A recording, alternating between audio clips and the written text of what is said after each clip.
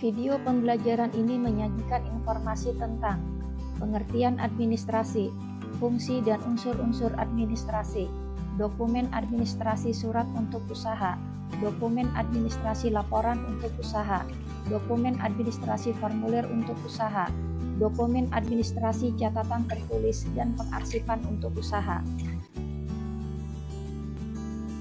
Pengertian administrasi.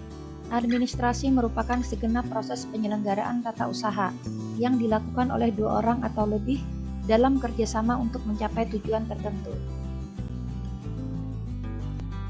Dalam perkantoran, fungsi administrasi meliputi fungsi rutin, fungsi teknis, fungsi analisis, fungsi interpersonal, dan fungsi manajerial. Sedangkan unsur-unsur administrasi meliputi pengorganisasian, manajemen, tata hubungan, kepegawaian, keuangan, pembekalan, tata usaha dan perwakilan. Dokumen administrasi surat untuk usaha.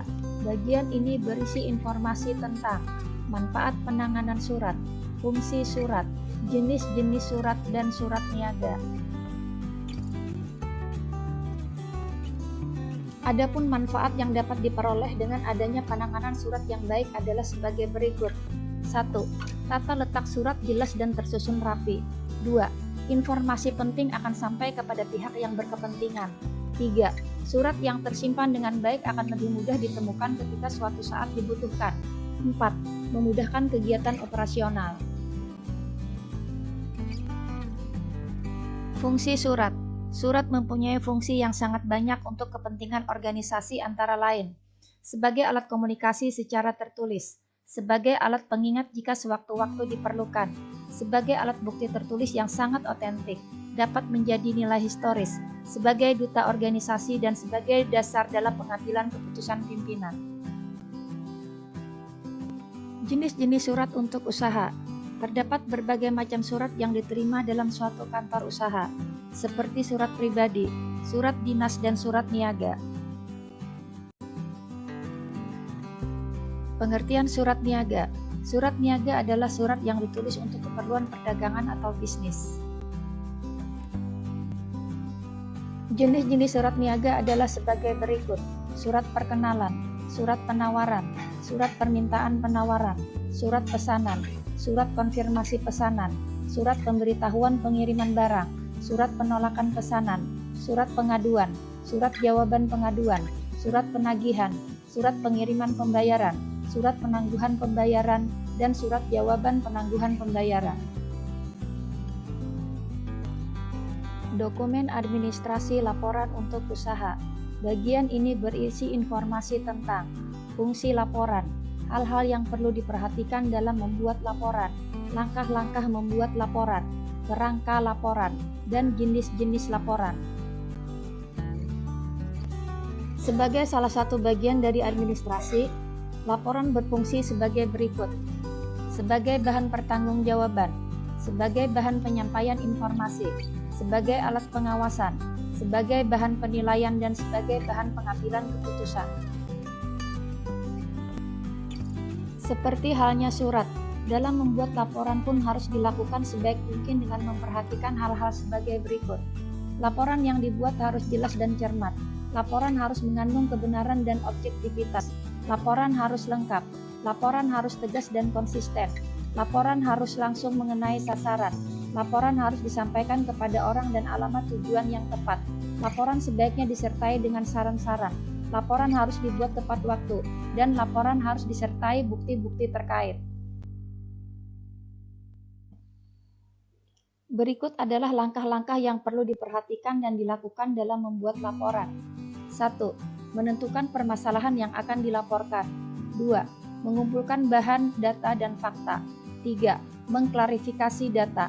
4. Mengevaluasi dan mengolah data. 5. Membuat kerangka laporan.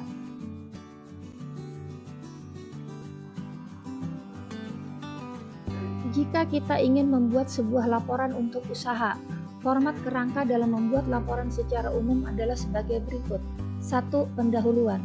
Berisi maksud dan tujuan dari laporan, masalah pokok yang dilaporkan, dan sistematika laporan. 2. Batang tubuh atau isi. berisi data dan fakta pelaksanaan kegiatan, kesesuaian pelaksanaan dan perencanaan, masalah yang terjadi serta pembahasan masalah. 3. Lampiran pendukung atau portofolio, berisi keterangan tambahan terkait laporan yang sudah dibuat. Jenis-jenis laporan: laporan berdasarkan waktu, laporan berkala atau periodik, dan laporan insidental. Laporan berdasarkan bentuk: laporan berbentuk surat, laporan berbentuk naskah, dan laporan berbentuk memo. Laporan berdasarkan penyampaian: laporan lisan, laporan tertulis, dan laporan visual. Laporan berdasarkan sifat: laporan biasa dan laporan penting. Laporan berdasarkan isinya: laporan informatif, laporan rekomendasi, laporan analisis, laporan kelayakan, dan laporan pertanggungjawaban. Dokumen administrasi formulir untuk usaha. Bagian ini menyajikan informasi sebagai berikut: manfaat membuat formulir, fungsi formulir, hal-hal yang perlu diperhatikan dalam membuat formulir, dan jenis-jenis formulir untuk usaha. Formulir memiliki berbagai manfaat untuk kegiatan usaha. Beberapa manfaat dari adanya formulir adalah sebagai berikut. 1. Menghemat waktu dan tenaga dalam hal penulisan, serta menghemat biaya dalam hal penggunaan kertas. 2. Memudahkan dalam penyimpanan dan pencatatan. 3. Adanya keseragaman sehingga mengurangi terjadinya penyimpangan. 4. Mengurangi kegiatan fotokopi. Adapun fungsi formulir untuk kegiatan usaha adalah sebagai berikut. 1. Mencari suatu keterangan tertentu. 2. Menghimpun data yang sama. 3. Menyampaikan informasi yang sama kepada beberapa bagian yang berbeda. 4. Sebagai bukti fisik.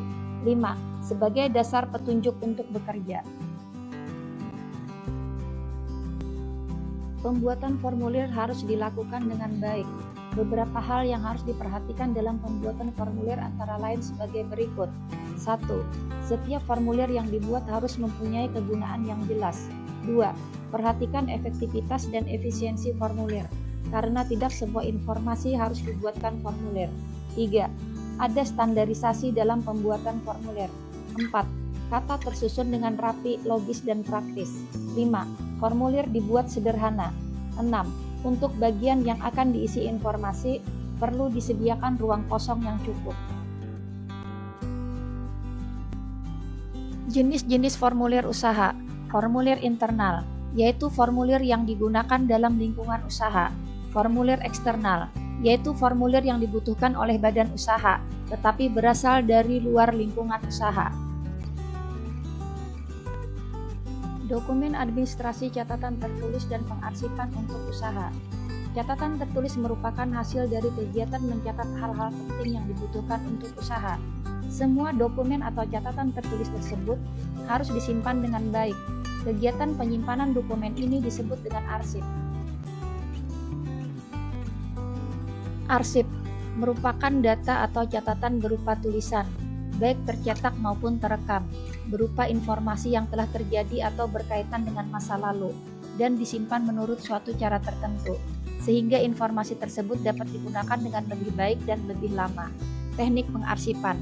Dalam sistem pengarsipan terdapat 5 macam teknik penyimpanan arsip secara logis dan sistematis.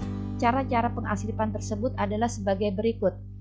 Sistem abjad, sistem perihal, sistem nomor, sistem geografis, dan sistem tanggal.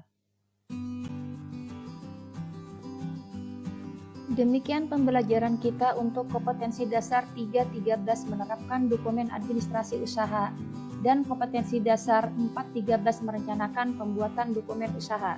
Sekian dan terima kasih.